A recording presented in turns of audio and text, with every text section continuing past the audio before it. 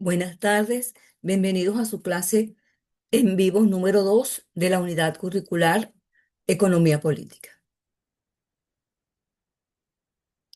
Les habla la profesora Pilar Herrera Silva.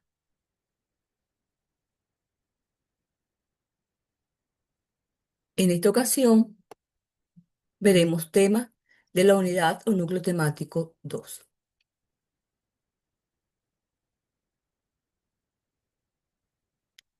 cuya competencia específica será analizar las diferentes políticas económicas que aplica el Estado para lograr el bienestar económico y social. Los temas específicos de estudio, las políticas económicas del Estado. Vamos a ver la política monetaria, la política fiscal, herramientas con política cambiaria y las políticas económicas de la economía circular. Pero, ¿qué podemos decir de la política económica? Bueno, todo gobierno debe tomar decisiones y medidas. ¿Para qué? Para poder controlar los fallos del mercado, los desequilibrios, las desestabilizaciones económicas. Entonces, él toma, pues, por supuesto, una serie de directrices, medidas, y utiliza herramientas para intervenir, dirigir y controlar, vamos a decirlo así, la economía de un país. Con ello, por supuesto, tratará de lograr la estabilidad, alcanzar los objetivos con el crecimiento económico sostenido, generar el empleo, bien sea el equilibrio financiero, el crecimiento económico, pues, la estabilidad de los precios. De allí entonces que estas medidas que toma el Estado es para corregir esos desequilibrios. Ellas están encaminadas, por supuesto, para tratar de tener efectos positivos. Generalmente se diseñan con buena intención y tratar de que se corrijan esos fallos, esos desequilibrios en el mercado. Las, mm, esas medidas de políticas pueden ser que las tome el Estado, bien sea para corregir una problemática a corto plazo y corregir desequilibrios coyunturales, o bien sea que están diseñadas a largo plazo o para corregir, pues, o tratar no solo de corregir, sino de planificar medidas o intenciones de mejorar a largo plazo problemas estructurales o resolverlos, pues. Entonces, esas medidas están destinadas, pues, a tratar de atajar un problema o situación temporal cuando es en el corto plazo y tomar medidas permanentes desde el punto de vista de largo plazo. ¿Por qué? Porque el Estado lo que busca es buscar la estabilización, el crecimiento. Por eso que a través de los diferentes poderes, el gobierno es soberano para hacer ello, para hacer eso, pues. De allí que las personas decidieron que los que están allí tomen esas medidas a través del voto, pues bueno, en lugares donde existe este tipo de regímenes políticos. Pero los objetivos, vamos a llamarlo así, de la política económica, pueden ser muchos, vamos a decirlo así. Pueden ser muchos. Por ejemplo, políticas proteccionistas que buscan proteger o favorecer algún sector de la economía. Sobre todo tomando en cuenta la libre competencia ante un país o una región. También otros objetivos tomar políticas liberales cuando quieren liberalizar la economía o disminuir o restringir, vamos a llamarlo así, factores que intervienen en ella, permitiendo pues entonces que el mercado se autorregule. Otras pueden ser políticas asistenciales que persiguen pues el mejoramiento de una situación socioeconómica de la población, sobre todo las poblaciones más vulnerables del país, a través de medidas.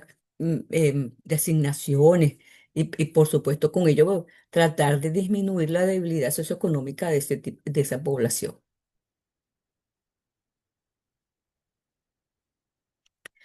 Una política económica tiene ciertas características.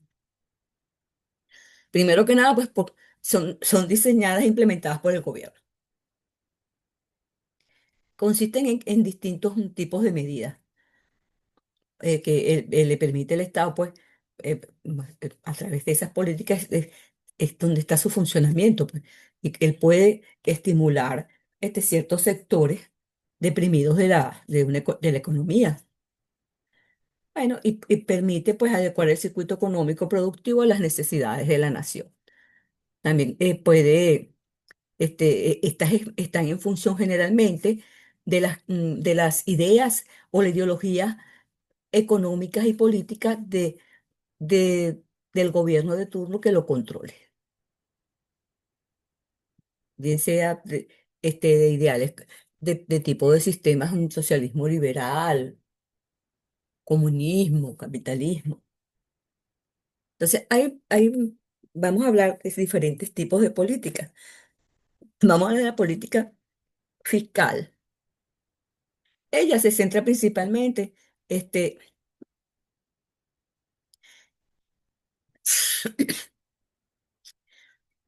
en la recaudación de los ingresos por parte del Estado para poder revertirlo a través del gasto para satisfacer las necesidades públicas.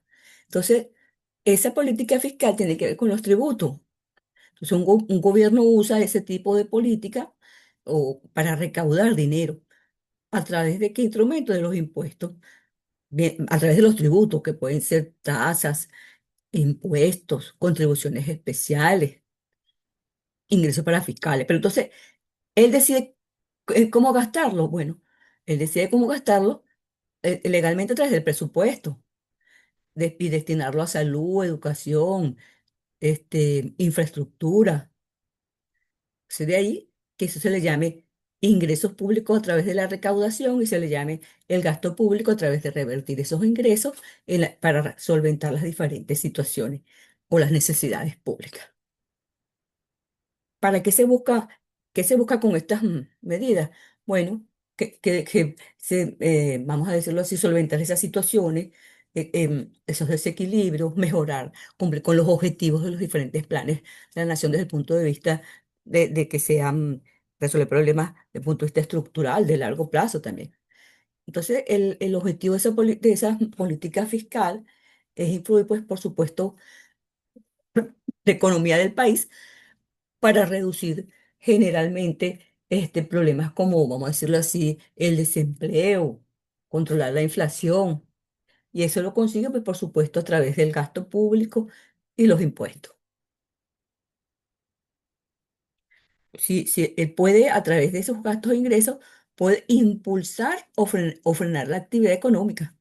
Porque si reduce, por ejemplo, uno de los tributos, o, por ejemplo, que reduzca el, el impuesto a las ventas, entonces la persona va a tener mayores ingresos, va a disfrutar un poco mayores ingresos, coadyuvando pues que ese dinero pueda ser destinado a otras cosas, a otras compras.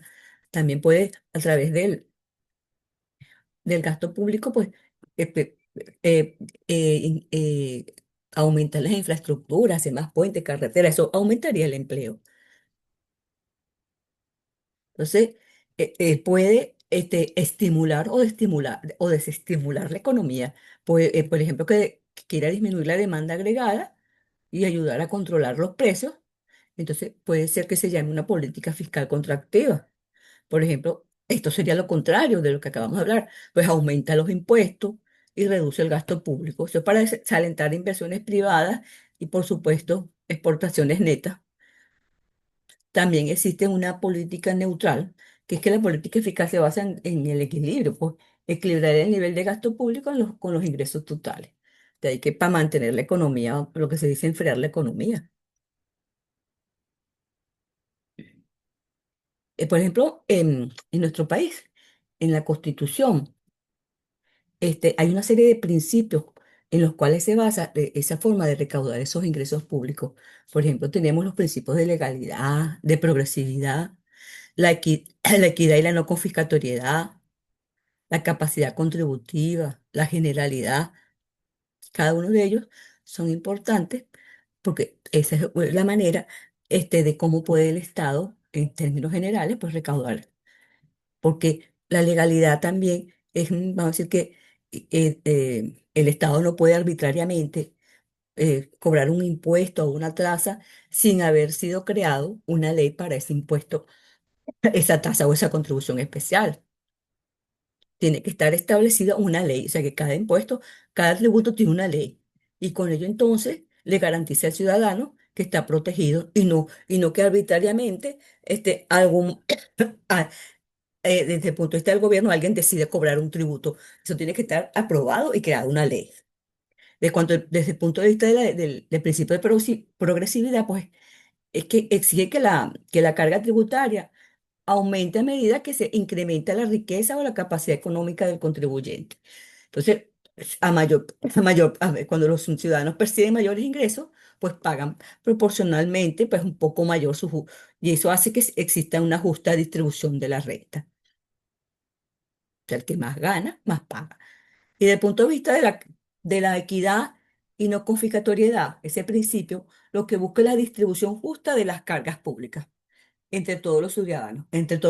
La no confiscatoriedad, vamos a decirlo así, es como un límite estricto que prohíbe que los impuestos se lleven una gran parte del ingreso de los ciudadanos. Entonces, quiere decir entonces que es equitativo y en función de su nivel de renta o su capacidad de ingreso, pues se va a cobrar. No, no, no puede ser que los tributos estén por encima del ingreso de los contribuyentes. En cuanto al principio de generalidad, quiere decir que los tributos deben aplicarse a todas las personas o sectores de la economía sin tener, van a llamarlo prebendas, privilegios, y que se le exonere arbitrariamente y discriminatoriamente a unas personas y a otras no. Todos deben estar llamados, pues por supuesto, a, a contribuir pues, al sostenimiento del gasto público. Y eso, por supuesto, en función de sus posibilidades.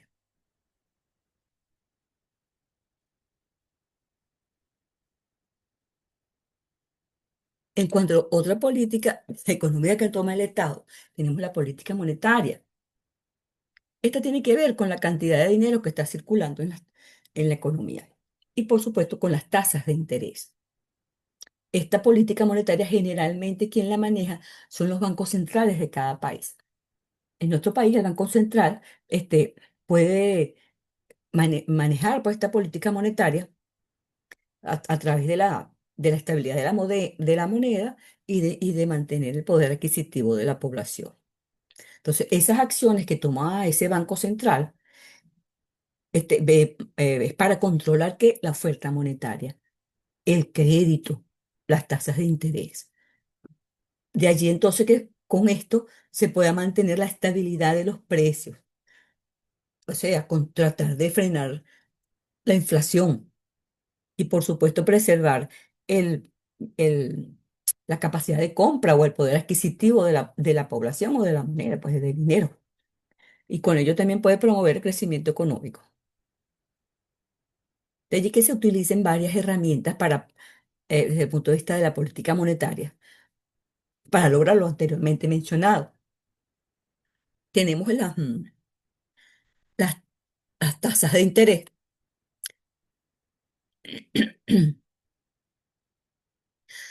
el encaje legal, las operaciones de mercado abierto.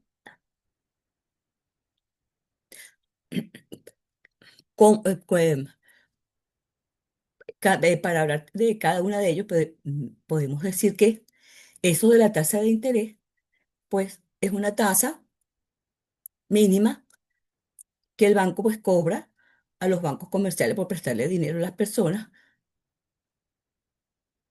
Estas pueden ser tasa de interés activa, tasa de interés pasiva.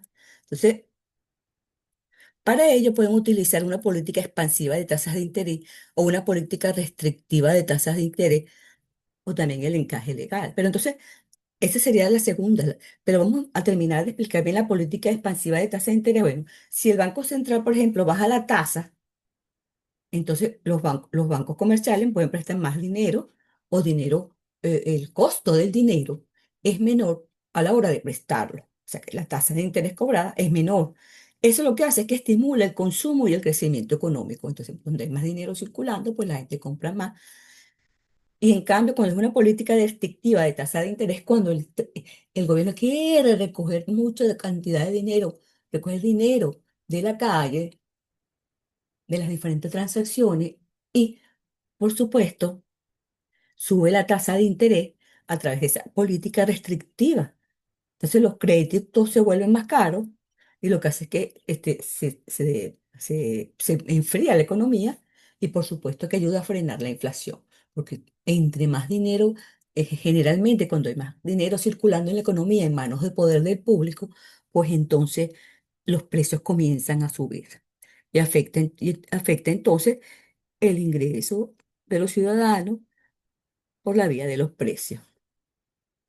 En cuanto a otra política, otra herramienta de política monetaria está el encaje legal o el encaje bancario, que es el porcentaje total de depósito que los bancos comerciales están obligados a mantener congelados en el Banco Central y que no pueden prestar. Entonces, el encaje legal es el ahorro el ahorro de las personas en los diferentes bancos. Hay un porcentaje de ese dinero que los bancos no pueden mover y entonces ese se le llama el encaje legal. O sea, ese es el porcentaje total de depósito que los bancos comerciales están obligados a mantener congelados, un porcentaje de esos ahorros. Él puede aumentar o disminuir ese encaje legal. Cuando aumenta el encaje legal, lo que quiere los gobiernos es reducir la cantidad de dinero disponible, pues, para otorgar en préstamos, o sea, las actividades normales que hacen los diferentes bancos, pues disminuir, y con eso, por supuesto, disminuir el circulante en la economía. O por el contrario, cuando disminuye el encaje legal o una porción de los ahorros o de dinero que está en el banco, cuando él lo disminuye, lo que está es liberando los fondos para que los bancos puedan prestar más dinero al público y las empresas y haya más cantidad de dinero circulando. Entonces el Estado puede aumentar o disminuir ese encaje legal o ese dinero depositado en los bancos, un porcentaje de ese dinero depositado en los bancos, bien sea porque quiera aplicar un aumento de ese encaje o una disminución de ese encaje, o por supuesto quiera lanzar más dinero a la calle o recogerlo. Otra política, otra herramienta es las operaciones de mercado abierto.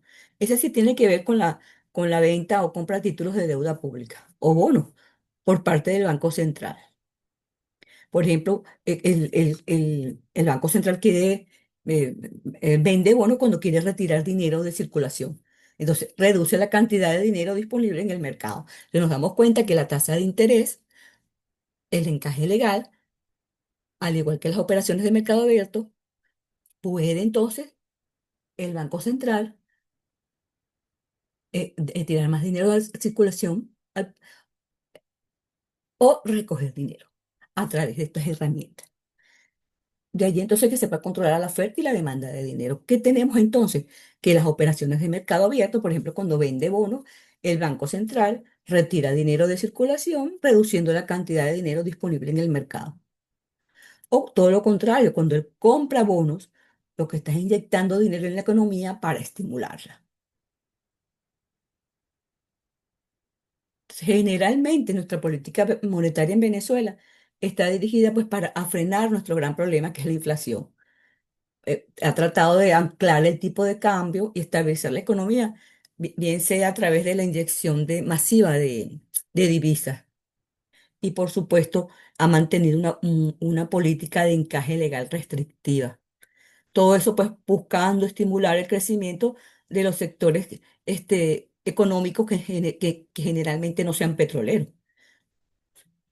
Entonces, él ha utilizado la intervención, en Venezuela se ha utilizado a través del Banco Central la intervención cambiaria. en un encaje legal elevado. Tratar de tomando medidas, ha tratado de desacelerar la inflación.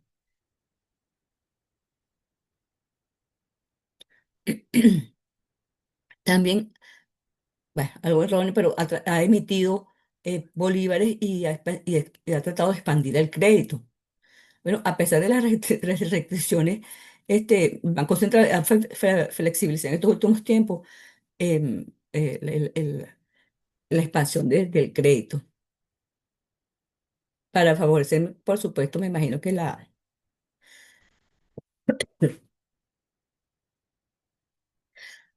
a los comercios y a las personas.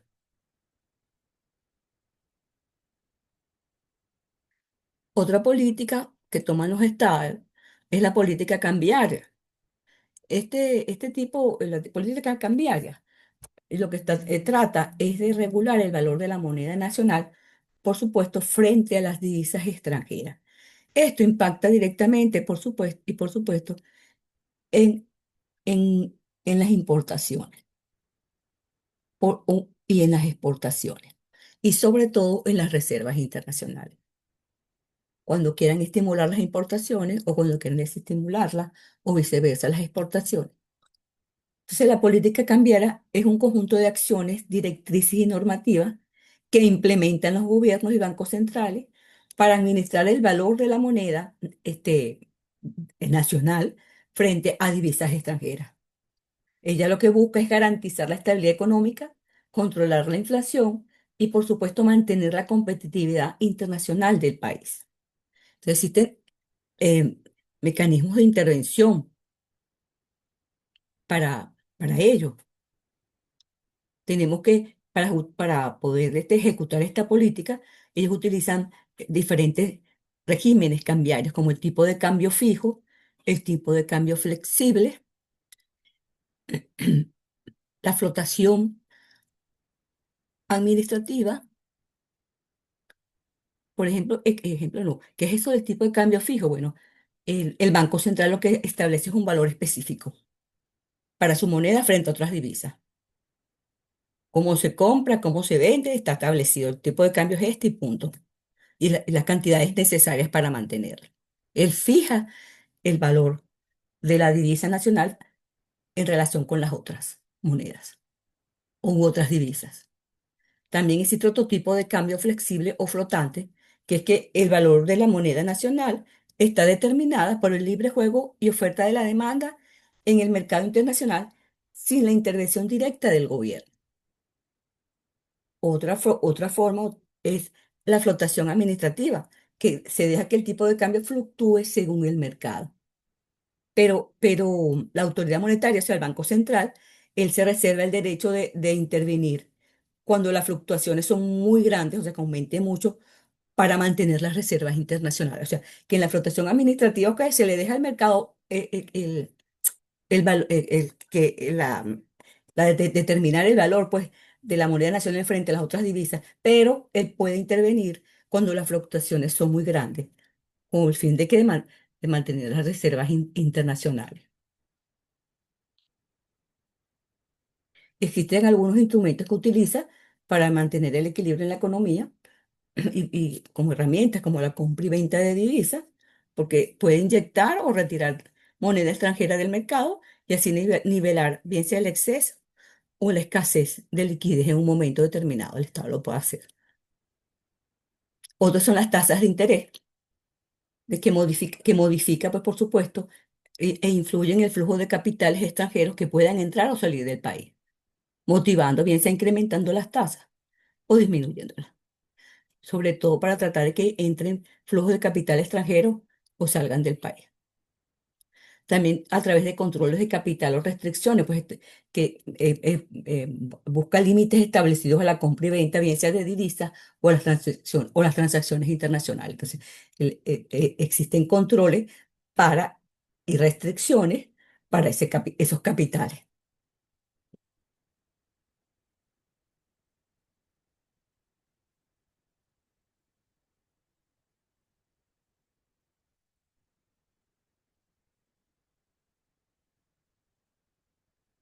Existen diferentes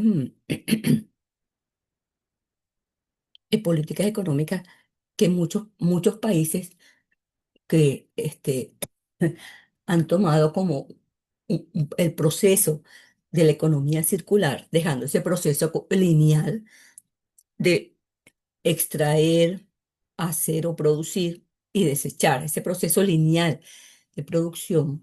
Hay unas sociedades que han decidido, pues, este, tomar otra forma de concebir la economía. Algunos lo llaman, y por supuesto, las políticas económicas las diseñan en función de esa nueva forma llamada economía circular. Entonces, esas políticas que toman esa economía circular, bueno, son también estrategias gubernamentales, son políticas, igual, no solamente gubernamentales, sino empresariales, que están diseñadas para tratar pues de reemplazar ese modelo lineal tradicional que es extraer, fabricar y desechar. Y busca que este nuevo sistema maximice el valor, la reutilización de los recursos. Y ellos lo tratan pues de implementar a través de diferentes instrumentos. Ellos utilizan, por ejemplo, instrumentos económicos y fiscales. Una de esas es el llamado impuesto verde, que penaliza a aquellas empresas o el uso de materias primas vírgenes, o sea, directamente extraídas de la naturaleza. Pecha también a aquellos empresas y esas que son muy contaminantes y por supuesto aquellas que botan sus residuos finales en vertederos. Entonces, los impuestos son bastante elevados, dado que utilizan esa forma lineal de producción. También existe una fiscalidad favorable para este tipo de empresas que están bajo la economía circular. Por ejemplo, reducción del valor agregado o de aranceles por servicios de reparación, productos reacondicionados y bienes con alto porcentaje de material reciclado. Son favorecidos por la vía impositiva, pues, que paguen menos tributos. También tienen subsidios e incentivos, porque otorgan fondos públicos o subvenciones a empresas que implementan tecnologías limpias o modelos de negocios circulares. Son las normativas y regulaciones de este tipo de empresas. Ellas tienen una responsabilidad ampliada del productor. O sea que hay políticas que obligan legalmente a los fabricantes a hacerse cargo de la recolección, el reciclaje, la gestión de sus productos al final de su vida útil. Entonces, por ejemplo, como aparatos eléctricos, baterías, envases, se les obliga para tener una responsabilidad. También a la hora de diseñar nuevos productos, existen leyes que exigen que esos productos sean elaborados, fabricados, para ser más duraderos, su vida útil sea más larga. Si en una, Porque muchos de esos productos son planificados para que dure determinado tiempo o corto tiempo. Entonces, ellos buscan un ecodiseño obligatorio a través de leyes que les exigen que esos productos sean fabricados desde su origen, que sean duraderos, fáciles de reparar y de reciclar.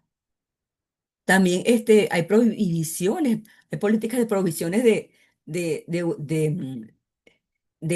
que se utilice mucho plástico de un solo uso. Entonces, se trata de la eliminación progresiva de materiales que no puedan ser reciclados o de difícil degradación. También existen políticas de consumo y mercado. Por ejemplo, el derecho a reparar. Existen normativas que obligan a las empresas a vender repuestos y proporcionar manuales técnicos, facilitando que la reparación de su, de sus productos, pues, en lugar de un descarte inmediato.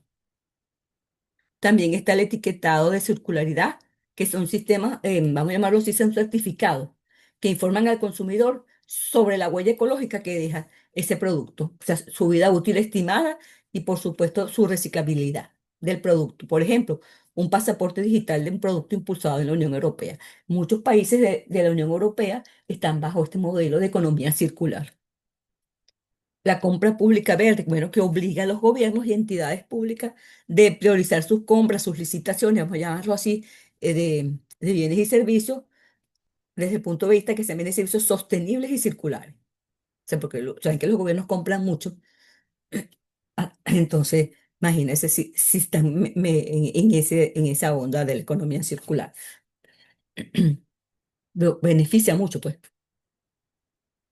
También existen políticas de modelo de negocio y financiación. Entonces, como el producto como un servicio. O sea, que existen políticas que fomentan modelos donde, vamos a llamarse el consumidor, el usuario, no compra el bien, sino que paga por su uso. Por ejemplo, un modelo de pago por uso, una iluminación, una maquinaria, hasta una ropa, la alquilan. Entonces, incentivan al fabricante a no crear productos nuevos de materias primas vírgenes, sino que el reuso del mismo producto.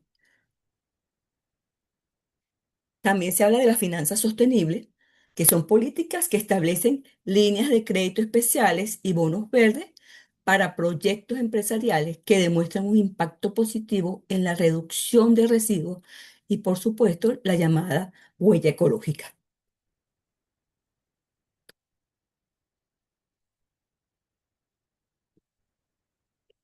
Políticas económicas de economía circular en Venezuela sí se está tratando, está incipiente, ¿verdad? Ese modelo está incipiente, pero a través del modelo de desarrollo ecosocialista, a través de la reducción, reciclaje y reutilización de residuos para minimizar el impacto ambiental. Esto, esto está naciendo en nuestro país. ¿En qué pilares se basan ellos? Por ejemplo, en una gestión integral y de educación que está impulsada por MINEC y también se crean las llamadas metras, que son las mesas técnicas, y también a través de la innovación y alianzas, a través de foros de intercambio en universidades, centros de investigación, empresas privadas, gobernaciones, sobre todo en áreas como la agricultura urbana y la responsabilidad social. Ejemplos específicos. Y en emprendimientos destacados está Ecocircular, que es una organización que ellos diseñan y operan sistemas de economía circular para el manejo de plástico después de consumido e integrándolo a recicladores de base. Está la lata de agua como ejemplo de un proyecto social que está en Caracas, que ellos, mediante la recolección y tratamiento del agua de lluvia para comunidades vulnerables. Está el proyecto MAF, que es la construcción que opera bajo diseño sostenible y la reutilización de materiales reciclados. Ese es el proyecto MAF. En el Zulia también, otro ejemplo se llama el Zulia Recicla, que es una fundación del Estado, Zulia, que enfoca a la reeducación y sensibilización sobre la reutilización y la reclasificación de los desechos y clasificación de los desechos. Esto, por ejemplo, son ejemplos de políticas económicas de economía circular en Venezuela. Cualquier sugerencia, duda o comentario lo pueden hacer a través del foro de dudas y sugerencias de la plataforma virtual. No me queda más que despedirme. Estoy a sus órdenes. Sueña, haz que suceda.